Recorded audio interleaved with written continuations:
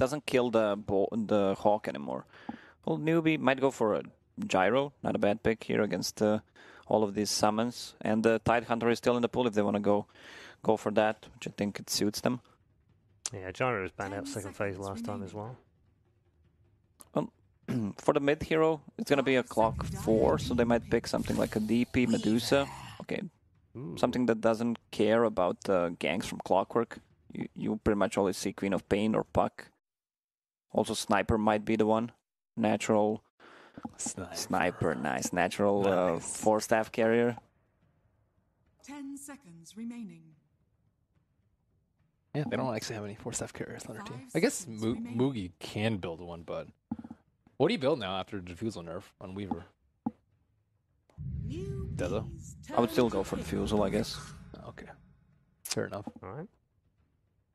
Spell Stealer galore. Very commonly picked up versus Weaver. Maybe a Dragonlance, you can upgrade it later on to Pike, which is great against the Clock, against the Bear. 10 seconds That's true. remaining. Good versus both. 5 seconds Would you prefer a remaining. 4-staff / Pike carrier as your mid laner if you're SCCC? There's not that many. There's what, like OD, TA? I mean, they can still go for a DP. He does not care about the That's true. Clockwork as well. Good point. There's the offlaner I was talking about. But on the other side, you have a Rubik now, so it kind of is a good Rubik game, besides the Earth Spirit. Because whatever you steal from Earth Spirit is pretty much garbage. 10 seconds remaining. I guess it's slightly easier to steal Ravage now with the speed decrease, but now you're always going to get hit Yeah. by Ravage. Is that worth? You get hit, but he has more time. Yeah. Huh? It takes more time for Ravage to hit you. The travel speed is, Yeah. I think, slightly slower. So, yeah. I think I'd rather have the other way. 10 seconds remaining. If you're playing Rubik, right? Yeah. Yeah. He'd want to get hit by 5 Ravage. seconds remaining.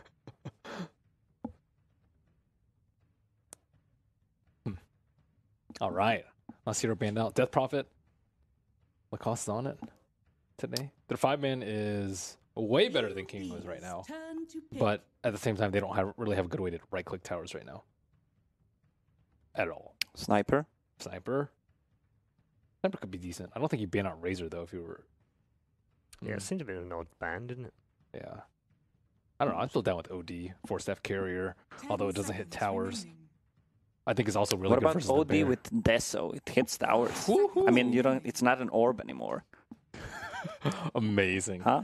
Amazing. Theory crafting at Wow. at the finest. And then you get more int with Arcane Orb, so you hit harder with your Dezo. Wow. Wow. Amazing. Nice. Nice. What about TB? They can- TB's not a hero that we see SCC play too often. It would be good versus the lineup, though. I would Yeah, like it would, it. wouldn't it? It'd just be completely out of the ordinary for them. Hmm. If it were like Liquid or something, I could see that. Medusa can still work, huh? Yeah. She does not care about the clock. Doesn't care about Beast. Doesn't care about Late Rubik. game secured as well. Might be a little bit slow, though. I don't know. I mean, if Weaver builds into Dragonlance and Diffusal, they have enough fight. I was thinking about it, but I didn't against expect them to pick it. against the Beastmaster and the double Savage Roar plus Rubik, There's a lot of control for it. yeah. But it is late game secured. I don't know. It does seem pretty difficult for Storm this game. Like pretty much all the heroes have like some decent spell versus him. 5 seconds remaining. So Kinguin can still go for... I'm not sure that Lone Druid against the Storm Spirit is the best matchup on a mid, so they need something against the Storm on mid. What are the matchups that you like? They need something that that is active early on, because they have a Lone Druid, so they have super late game secured with it. So they need to fight with something.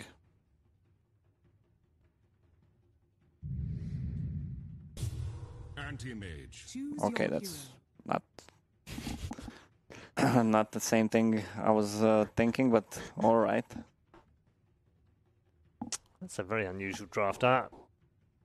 Anti-Mage has I mean- lost like every single Yeah, game that I've seen. it him in. feels like it has. I'm not sure the stats bear that out, but it certainly felt that way. But I think he has two good matchups. One, I mean, it's like decent versus Storm and it's decent versus Medusa, and he's up against one of them this game.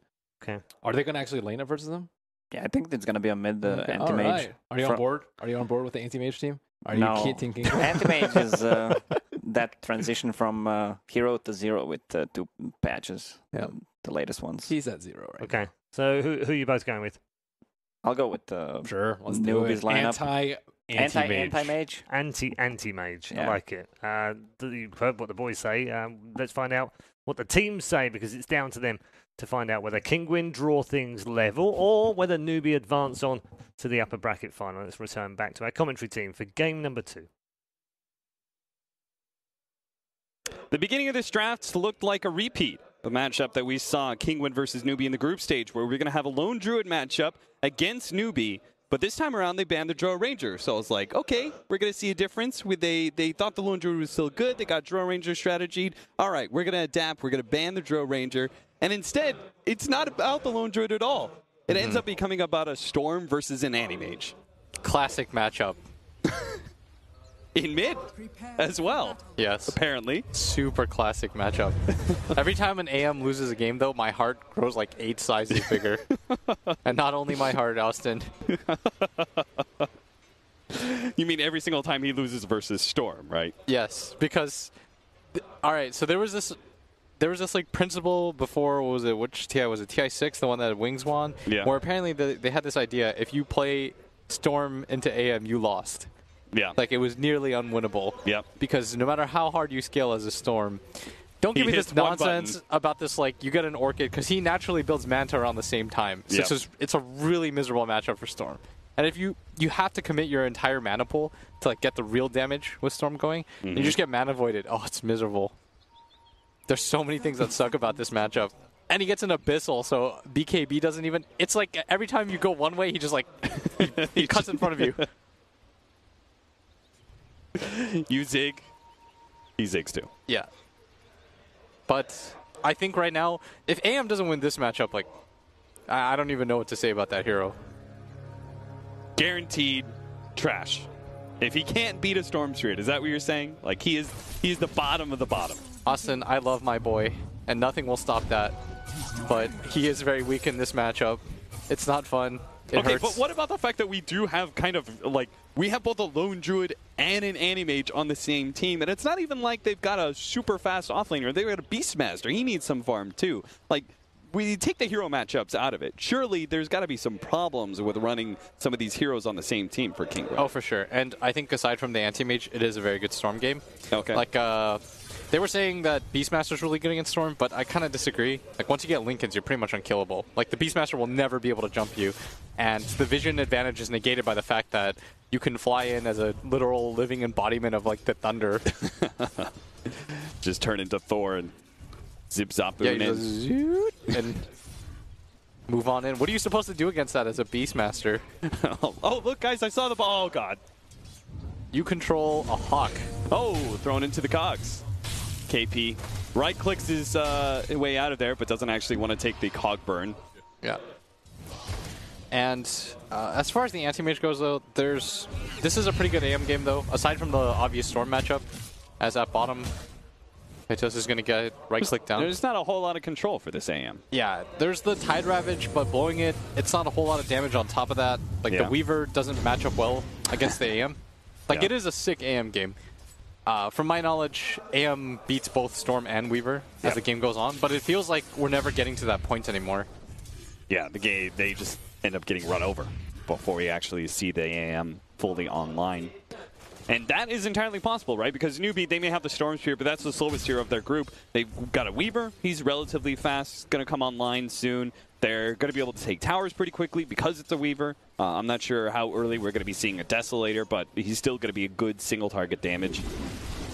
Oh, look at those Wild Axes. Keep stacking it up. Dude, the fact that Wild Axes stacks was super silly when it first happened. Bounty Rune, we're going to play around with that one. Kaka is going to be tossed back in Lisach, but they don't have the Battery Assault, but they do have the Cogs.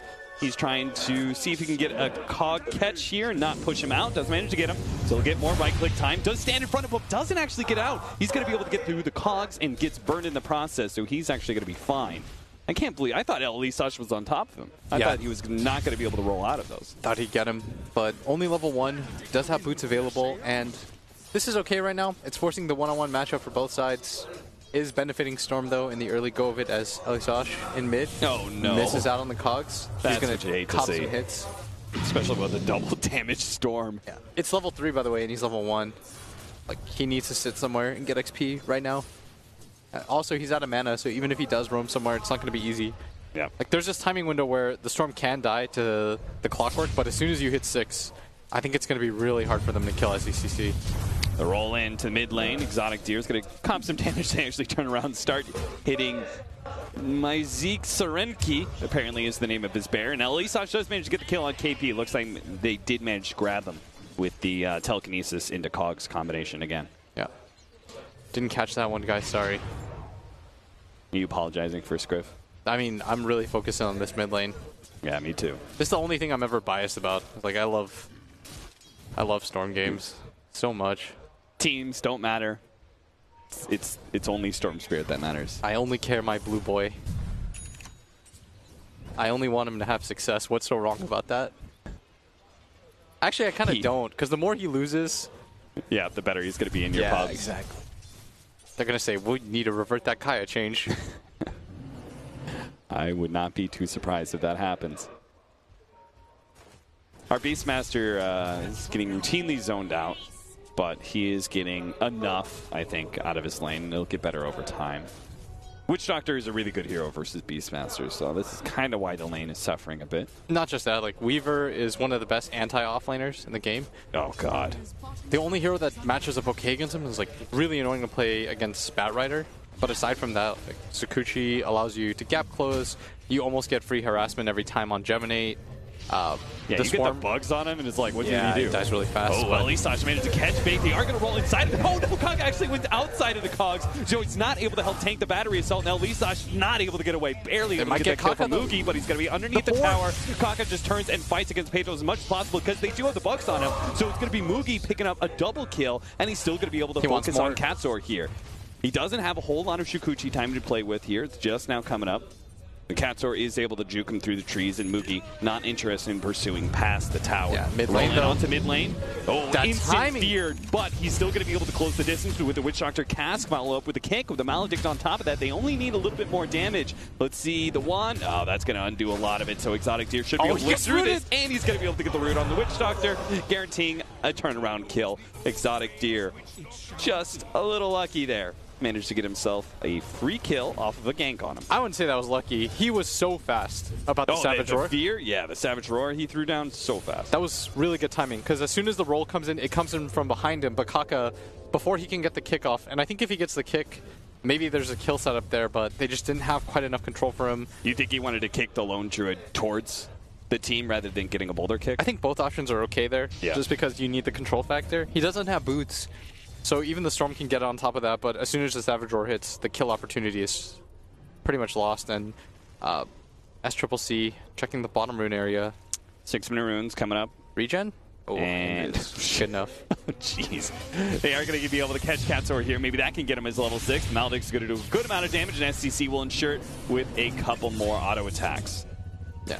Not quite level 6 but yet, though. Elisash does manage to push SCCZ back, but because they got an Invis rune rather than the regen Will was hoping for, he is going to be able to live. Now he pops himself out. The Savage Roar does go down, but they're still able to get the Beastmaster kill pretty easily.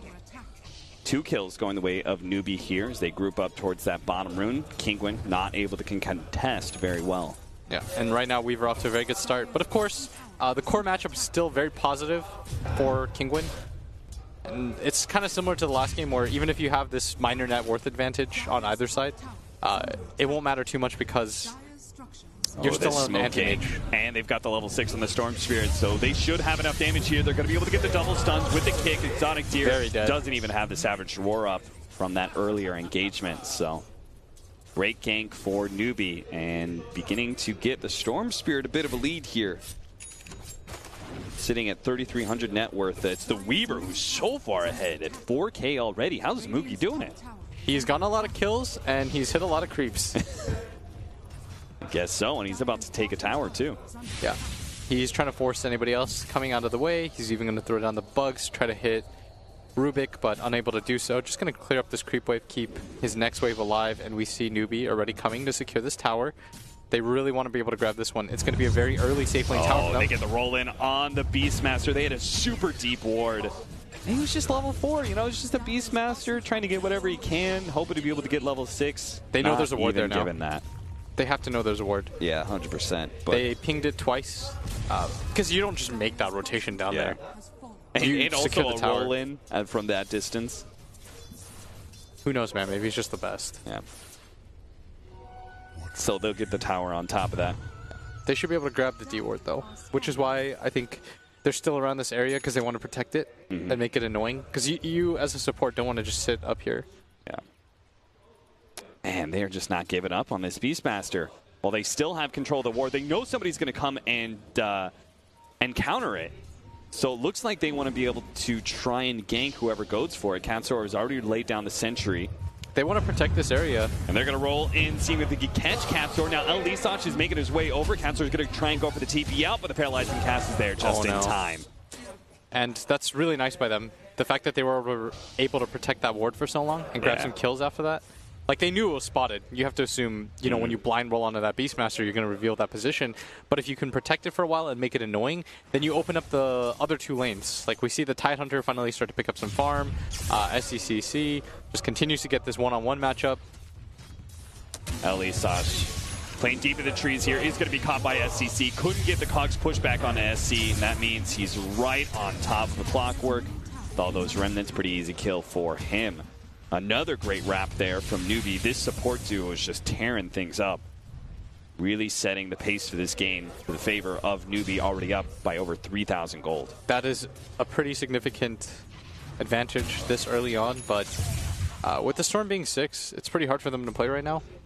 Like, neither of the supports do too much against him. The best supports that you want against Storm are these insta-lockdowns or silences that last for a bit. All right, Blitz. What's up? Nobody else I can really talk to about this, so. Kaya versus Bloodstone first. Storm Spirit, how do you feel about the difference in item builds?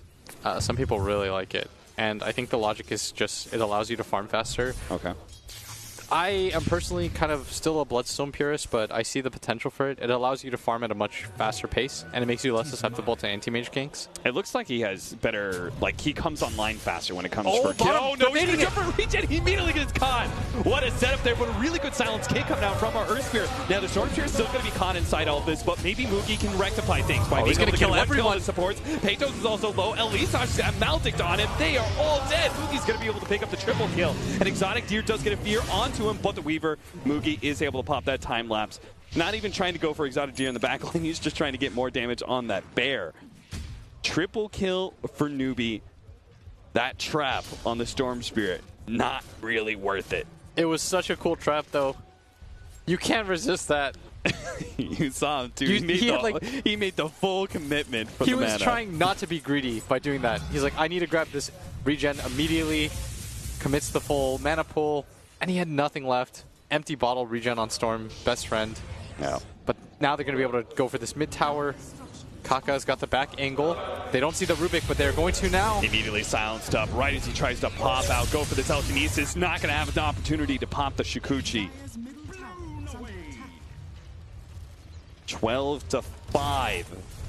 Newbee. We definitely would look at this lineup and say they've got to take control of the game early, and boy, they sure have.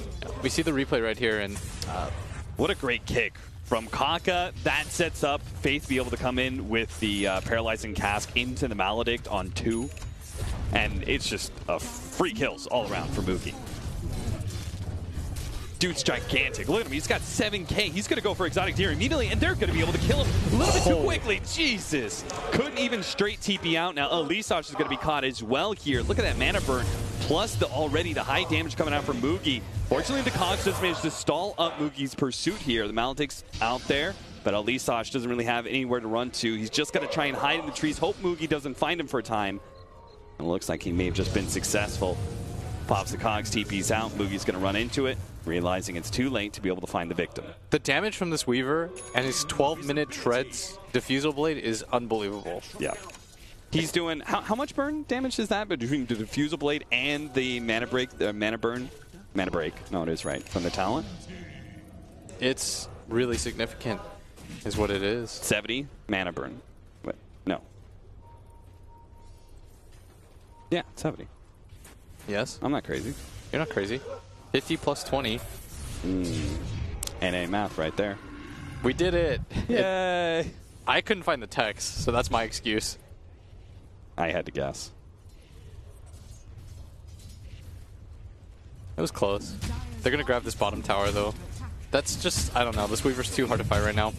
Again, though, during this entire time, the good news for them is that the Anti-Mage has completed his Battle Fury at a very reasonable time with the treads. And the core matchup is still positive. Like, I'll keep repeating that because there's not a whole lot other things to look for right now. Like, you're hoping that Nisha is able to carry you, because normally you should be able to. Like, the old AM would win this game. I don't know how the new one programs in, but this is still a very nice anti-mage game if there's anything to be believed about AM left in this cruel world.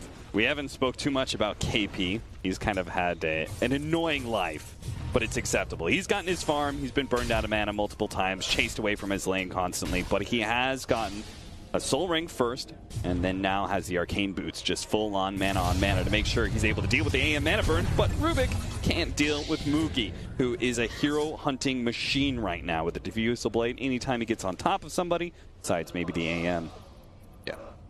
they are pretty much all going to be dying to him, especially once he has the Linkens. They're going to be able to deal with the Beastmaster Primal Roar as well. And it's really hard for the Rubik to play around. Yeah. Like, you try to break his Linkens, you can't really, you gotta go for one or the other, then you just die anyways, even if you lift him.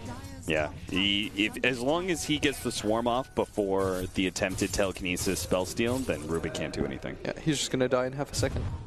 Because when you get hit from the invis, you get double hit, you're already at like 300 health off of that. If you get passed through too, Yeah. you just go down in like 2 seconds. Nisha's just trying to play aggressively though in this jungle area, but understandably, Newbee want to take every fight. They think they've got the strongest core in the game right now, and they'd be correct. And so Kinguin just got to play an extreme version of split pushing and dodging fights. You can see them doing just that. There's absolutely no way they can fight right now against the Sweeper. He's too strong. But what you can do is continue to just scale. And they might we're grab going a to try kill and on go this for a tide. kill here on KP. Now Nisha's going to jump inside of these cogs. KP the holding last on hit. to the Ravage here, and it's just going to get popped by the ultimate. So feeling like he may not have escaped anyway, better to keep the Ravage intact. Yeah, and this is where the anti-mage now begins to get really farmed really fast. Like, we've made a lot of this Weaver's farm, but just check the levels between him and this AM. Yeah, it's level 13 Weaver right now. Anti-Mage, level 14. Just picked up the better farm. Still a net worth lead for the Weaver, but it's not by a whole lot. Yeah, and they're pinging him right now. They know where he is. So, I kind Storm? of feel like there's a lot of He's going to make pressure the on jump. Newbee. He's going to make the jump. Long jump for Nisha, but he may have spotted that one out. They're still going to be able to get the grab and the silence as well. He doesn't have the mana to be able to spell that one just yet, so Newbee's gank does come in at the right time. Boy, you could see the effect of that Kaya. A long jump like that, and he still had the mana to jump again and get a grab. On top of that, he had the DD rune, Yeah. which allows him to get that kill, even with just a single level to pull.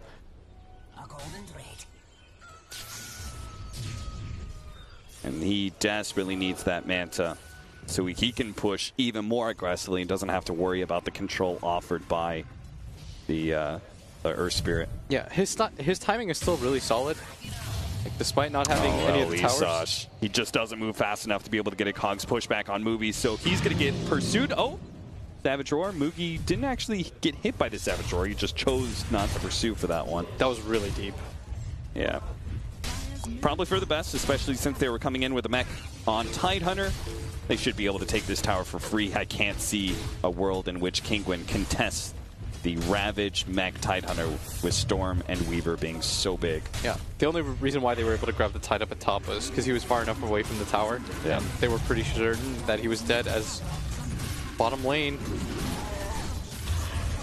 Doing Going to a lot give up of that damage. mid-tier 2 in exchange for a tier 1 bottom lane. Yeah, they've got to keep the split push presence alive, buy time for this anti-mage before Newbee just decides to 5-man up. But Newbee have kind of countered that. Ooh, now we're going to have the TP ins onto the Shrine. Long jump in from Kaka is going to go for El Lisash here. Now El Lisash is going to turn, try and get the kill on Kaka in return, but SCC is able to finish him off before the kill goes down on the Earth Spirit. So able to heal up, finish off that tricky Centaur. But they were looking for a little bit more than just a Clockwork, right? Kinguin, they're very acceptable of trading these supports in exchange for just space for the Lone Druid and the Anti-Mage. You're going to have to allow this Rubik and this Clockwork to die a lot to be successful in this game. Otherwise, Newbee will just group up if you don't show anybody shoving in the lanes. And they've got to be careful because somebody has to kind of make that suicidal investment. Somebody has to go down, shove out this bottom lane. And look at what Rubik's doing right now. Because he realizes, like, I'm going to die here a lot, but I have to do this. Sora is going to be able to catch him. Telekinesis goes down, but he can't actually steal anything from the Storm that would be worth it. He had already popped the Remnants, so he wouldn't be able to get the zip away. Yeah. And that's why he they're does going to go for the Beastmaster here. Exotic Deer can help him out with the Savage Roar, maybe. There it goes. They turn around with the Primal Roar as well in the Weaver. Pursuit goes out. He's got a lot of bugs on him, too. Mugi might be able to finish him off here. Tries to get it uphill, a couple of hits. One uphill miss, and no, he still managed to get it time-lapse away to safety as well. Beastmaster, he's not getting much of anything either. 4,200 net worth for him. They're going to go for Stormseer with the Bushback of the Conks. He's going to lose a lot of mana. Oh, look at that, a regen rune. Thank you, Ice Frog. I'll take that, and managed to stop LD Sasha's TP away as well. Punishment for daring to interfere with the Storm Spirit. Yeah, Mugi's going absolutely nuts right now. Beyond godlike, just 18 minutes in. This guy is proving his worth. But that's a lot of gold that Kinguin could get if they somehow find a way to be able to lock him down and AM just finish him off real quickly. With that Manta closing in, they still have a chance. I mean, how do you lock him down and the Storm, though, is my question. Like, it's a lot to have to do. It's not easy against these Linken's targets to play Beastmaster or Rubik, because you essentially have to let them jump you first, and they've got to get close enough where that they allow that to happen. But by that time, you're already dead normally. Did you see this timing? He went straight for the Orchid, has it now, before the AM went for the Manta. Yeah, this is similar to what Mid One does, but this is what I was kind of complaining about early on, is the timing of it is still pretty rough. Yeah. Like, you get this Orchid, and it's fast. Because normally when you grab the Bloodstone first, you grab it around 24 minutes if you're quick. But look at the Anti-Mage's timing anyways. Yeah. He's 500 gold away from... he's 500 gold away from his ultimate orb. So reasonably, we may only be able to see one kill out of this Orchid on the AM. Yeah, and that's the tough part of this matchup, is your timings are kind of countered by his timings. Yeah. If he can get one kill, though, and slow down the Battle Fury by like 2-3 minutes, and they go for a Roshan, then it would be very worth it. Yeah, But he has to catch him here. And doesn't look like they're going to be able to. Yeah. So now he has a... Now, even with this quick investment into the Orchid, it's not nearly fast enough for this Anti-Mage. Weaver is going to try and go for a Roshan here. They've got a lot of minus armor between the Bug and the Gush. Yeah, this is the counter to the Anti-Mage. If you can get this early Aegis on the Storm Spirit, it doesn't mean as much. And there's no way for Kinguin to be able to contest. They're actually rotating heroes to bottom lane right now. Maybe hoping to be able to bait out the Anti-Mage or something like that. But Newbee are obviously... Oh, Elisage trying to go for it. Hoping for the big plays. Go high ground. Instead, just feeds a kill to Mugi. Beyond Godlike still. Aegis on the Storm. And... I think you just... you send one person mid. Maybe the rest of you just go... Or one person bottom and the rest of you just go mid and go Rex. Yeah. You can dive this. Like, no one wants to be able to go for KP. Exotic here in the back line. They are going to make the long jump from SCC and catch him out. Big pickup to start this push high ground. And they may just be able to force him into a buyback, something that Lone Druid cannot afford right now. Yeah. It would leave him utterly itemless. And KP's even going to have enough time to come here. Even without the Tidehunter, it's very hard for them to fight, because if the Anti-Mage commits to this engagement and he loses it, the game is just over. Yeah. And that's why, for Newbee, normally it's... You grab the Aegis, then you grab all the other towers, you slow down the pace of the game, you farm out everywhere. But because they have this kind of lead, and they know this Anti-Mage doesn't want to commit to the fight, it's very easy for them to just go for the high ground. Oh, they don't have creeps, though. Anti-Mage just cut the creep waves. Very well done. He needs to do this. He can't just farm the jungle right now. He's got to take this risky farm.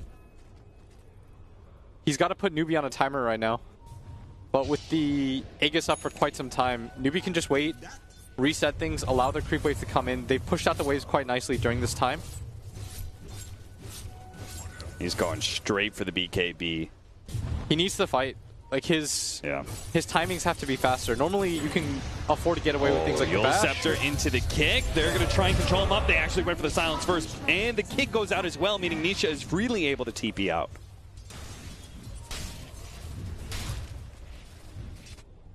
So close. If he had managed to kick just a little bit sooner. But Nisha able to react so quickly. And look at his team. They're going to follow him into this bottom lane. Yeah, he's finally coming to take this fight. He can't allow them to just push. Jump in from SCC. Elisach. How do you start to go on for this, the though? hook. Okay, there's a hook. Now the Cogs push back. Allows them to be able to burn a lot of time into the Primal Roar. So that's going to be the Aegis, costing the Clockwork his life. But now Kinguin got to get out of here because there's too many members of Newbee. He's able to just blow up heroes. Nisha's actually trying to make his way back. Does barely get off the flank. But here comes SCC. He goes for more heroes. He's going to be able to catch the Beastmaster. Even if he couldn't find the AM who pops the Shrine for himself. But Newbee was just able to get there too quickly. The bear. Now they're going to lose the Lone Druid Bear as well. It's dead for Nisha 47 tries to seconds. cut the creep wave here, but he may still be caught. SCC actually blew a lot of his mana there. Very dangerous against Nisha. He's working his way around, but the backdoor protection is gone, and Mookie's found himself an opportunity to push through into mid lane. Yeah, there's no bear alive for 30 seconds either. That bottom bear was huge. Now there's almost no chance that Kinguin defend this first set of racks. There's no Aegis on the side of Newbee, but look at the commitment they had to make just to burn the Aegis. What's to stop Newbee, though, from going two? I think they should. If you take 2 sets of racks against this anti-mage, it makes it very difficult for him to play the split push game. Yeah. And you simply don't care. You see right now Nisha, he's trying to farm what he can, but it's a little bit too limited, and Newbee's just pressuring a little bit too hard. They're just now getting the bear back up. Surely Kinguin has to be feeling like they can't give everything up here, especially with the Radiance now. So they may lose the tier 3, but are they going to fight over this second lane of racks? So Linken's is popped on Storm. They're going to reset. They grabbed at least the tower, a full set of racks. KP hasn't, I don't think he's used Ravage quite yet No, this game, but I don't think so. he hasn't had to. Like, the threat of it is enough right now for Kinguin to avoid these fights. But the threat is going to be pretty well mitigated by the fact that we now have the BKB on Nisha. So we've bled away so many objectives for AM to reach his timing, and we're finally getting into AM can fight territory. It's not AM takes over the game just yet, but he can at least fight. Yes. And, okay, so if this anti-mage wins a fight, then the game is kind of back on track. But with this BKB investment, if they don't win the fight, then it's kind of rough. And he needs more. I don't know. I kind of think he needs the Basher for the Storm Spirit or the Weaver. Like, they need more control right now on their team. That's what they lack very sorely. He's looking at the Butterfly, but we'll see if he switches it up as time goes on. MKB already for the Weaver. Surely once he sees that MKB, he's not going to be going for the Butterfly anymore. He's already preempting him. Yeah. He knows that the Solar Crest will eventually come on the Beastmaster too. Yeah. I think that newbies play even without the Aegis, and this is pretty rare, but because you don't want to miss out on your timing, and you want to continue to put the pressure on Kinguin, you skip the next Roshan entirely, you go for the second set of racks, and then you go for the Roshan. There's probably enough time to do both. And seeing how Newbee are so strong, but we'll see how the BKB AM is able to contest This is going to be the this huge top fight. lane push.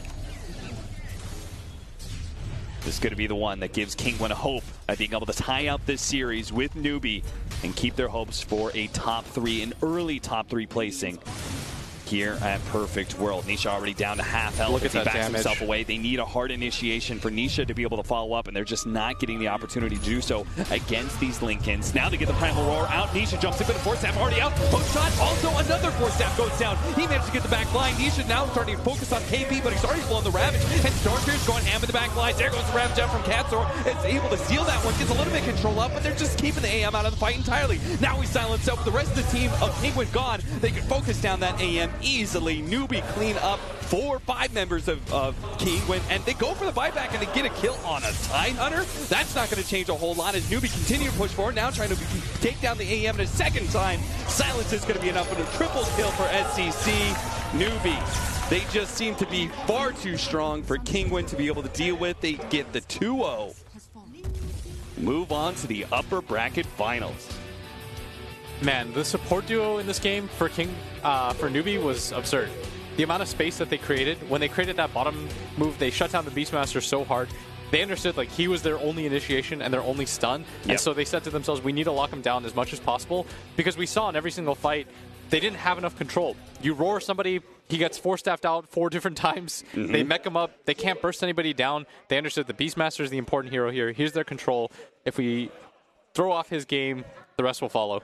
Yeah, I mean, what's a lone druid in AM like? They're not coming online anytime soon. Beastmaster's the only one who's really kind of their playmaker, and that one aggressive ward, they able to get a tier 1, 2 different kills off of, and they managed to make the rotation behind mid tower as well. It really did seem like, while the game was pretty flashy for SEC, he was able to run around with the Storm Spirit. Mugi was a monster on that Weaver. It's the supports who set up their success. Yeah, that's one of those games where if you just look at the score, you'll say like Mugi was clear MVP, and of course he played very well, but at the same time, like the supports were what enabled that time and time again. Like they ruined that bottom lane. There was nothing for the Beastmaster to get. And it's pretty much everyone has the play in that game except for KP. Yep. KP, he just stood up top. He was just like, all right, free win, baby. I just get to be a Tide Hunter and sit around with my mech, and that's about it. Sometimes you just watermelon it up. Yep. So, fantastic game for Newbee. I mean, they're looking better and better, I would say, as the tournament has progressed. The group stage was a little rocky for them. They also had a start today against LFY. That wasn't the cleanest wins by any means. Now against Kinguin, they get a 2-0. How far do you think they can go? Can they actually win a tournament? Newbee's long taken a lot of top 3 finishes, but haven't really taken a whole lot of wins. I think it'd be silly to doubt them, though. Okay. And the big thing is, like, they do pick up momentum quite quickly, especially compared to other teams. Their early game is looking better and better. But with that being said, to the panel? Yep, to the panel. To the panel stat. Thank you very much, Cap and Blitz, for the final commentary of the day. Brilliant performance. Let's find out what Malini and our good friends Lacoste here have to say about that one. Demonstrably better, obviously, and a really dominating performance for the team as well. Anti-mage. Anti-mage. Lone Druid plus anti-mage is not a good combination. I mean, they just eat up so much space, and you just have no one around the map doing anything. It's one of those games, just like no one's ganking, everyone's farming, and you feel like you can't do anything as a support. I mean, I want to ask you, Lacoste, obviously it's a poor draft in the end, but how? Because they haven't really done bad drafts all the way through. Like the group stages, nothing popped out that was rough or bad. Same with the previous matches they've had today. Why suddenly now? It might be the inexperience of the big stage. It gets to their head. We saw the Brood Mother pick in the game number 1. Now they drafted. Before the last pick, I was talking about something more active early on. Then they pick Anti-Mage. I mean, they could still win this game if they just managed to take one good fight. They would get a lot of gold, but the timing on the Storm Spirit items was just too good. I talked with Ben in the backstage about the item build on the Storm this game. I asked him, is it possible to go for Kaya into Orchid this game? And he actually did it. He had Orchid before Anti-Mage had that Manta style, so his timings are before Anti-Mages. Also, Weaver, 10-minute power threads, Aquila, Diffusal Blade, burns 70, or what did Blitz say? What was the significant amount of mana? 50 plus 20. Absurd amounts of mana. But I found the counter for it. You just use all of your mana and go fight. So without having any mana, she doesn't deal the extra damage. Or you just get 6 mangoes, and then you just use your mangoes, and then cast your spells, and nothing bad can happen. If you don't buy items, you don't burn mana. So see, that's how to do it. Was definitely a weaker draft from Kinguin. Yeah.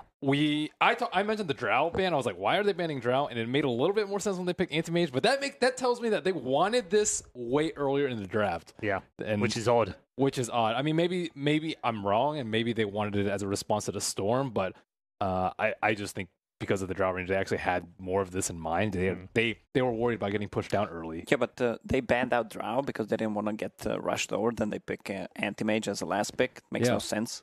Well, maybe they didn't want to get rushed over with this. I don't know. Maybe they didn't think they could end the game this early with a Weaver plus Storm combination. But the Weaver was an odd pick, wasn't it? We haven't seen many. I don't remember seeing Weaver. Yeah. Mugi owns on that hero. He's just absolutely beastly. Yep. I would say the MVPs were actually the supports this game. They roamed around too good. Got 2-3 kills on Lone Druid on mid, put a lot of pressure on bottom tower, and that deep ward they had just standing there. When they try to D-ward, they just go get some more kills, put a pressure on tier 2 tower, just shut down Kinguin completely. So Mugi gets our MVP for that particular game, but you're right, supports could get it as well. Whole team could probably get it as well. Good performance from Newbee as well. Definitely. Solid draft overall, too. Yep. Worthy upper bracket finalists? Of course. They're already there. Okay. It definitely wasn't a fluke. No. Unless you're trying to say something, Paul. No. I'm just saying that they had a rocky group stage. It wasn't the perfect group stage, was it? So they've gotten better as the tournament has gone on, for sure. Are you a firm believer of the Chinese EG? In that they take a little bit of time to warm up. Is that a thing? That seems to be a thing Newbee's right now. Yeah, it's definitely become a thing anyway. They can see the bracket is now complete for the quarterfinals of the upper bracket, and it also means we now know who is in the upper bracket final. It's Vici Gaming versus Newbee on home soil. Who says home soil doesn't count for anything? It does right now in China, because it's 2 Chinese teams in the upper bracket final. They're both guaranteed a top 3 spot. Down below, though, where we're going to focus things tomorrow, of course, Complexity versus Mineski in a best of 1.